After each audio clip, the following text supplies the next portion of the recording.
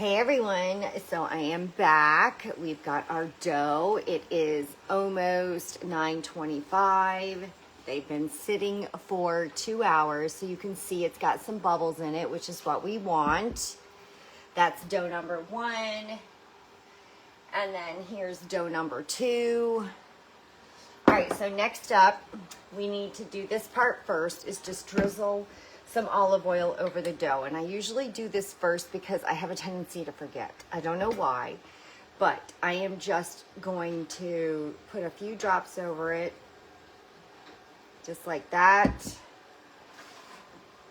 And it's going to get incorporated in when I am using the fork to take the dough out of the bowls and transfer it into my buttered loaf pans. So I'm just going to take my butter. My hands are washed. I'm just going to take some of it and make sure and put a good coating all over your pan. And this is just to make sure that it doesn't stick, and you want to give your sandwich bread a nice coating on the exterior of your crust, and it helps give that nice crisp crust finish. It'll give that brown golden finish. So you want to make sure you get the sides really good and the bottom. And if you don't want to put your fingers in the butter, you can keep it in your container. You can use the wrapper to help spread it around while you're holding it, so you don't have to touch it. I don't really mind. Butter is one of my favorite things, so I don't mind. So there, that one's all buttered up and ready to go. Now I'm going to use this, get the second one ready. This is my stone loaf pan. I have a cast iron loaf pan and a stoneware loaf pan. And I've been using the loaf pan more, but I did want to try the cast iron, and I feel that they work the same. And I'm sure if you had a glass loaf pan that grease it up, it's going to do exactly the same thing. Everyone just has a preference, and one isn't better than the other, in my opinion. It's all about, you want to make sure that you get this thing buttered, and you just want to use that surface to create that golden crust for your bread.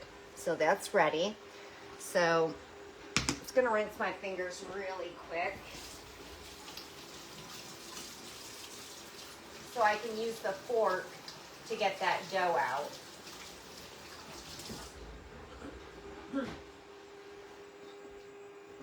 Okay. So all we're going to do is we're going to take the fork. I'm going to pull it away from the sides, and you can see it comes away really easily. And I'm literally just going to dump it into my pan, and it's going to sit for another hour before it goes in the oven for 45 minutes on 375. That's all you have left in your bowl. That one's going to sit. I'm going to do this one. And it's fairly easy, and like I said, once you spritz the top with the olive oil, and then as you're moving that dough around, it's going to get incorporated all in, and then it's basically drizzled all over. It's incorporated in, and then it's going to bake with it. So it's going to be amazing. And that butter makes that golden crust on the edges. So that's what I have left in my bowl. That's what's in my loaf pan, and it's going to sit for another hour.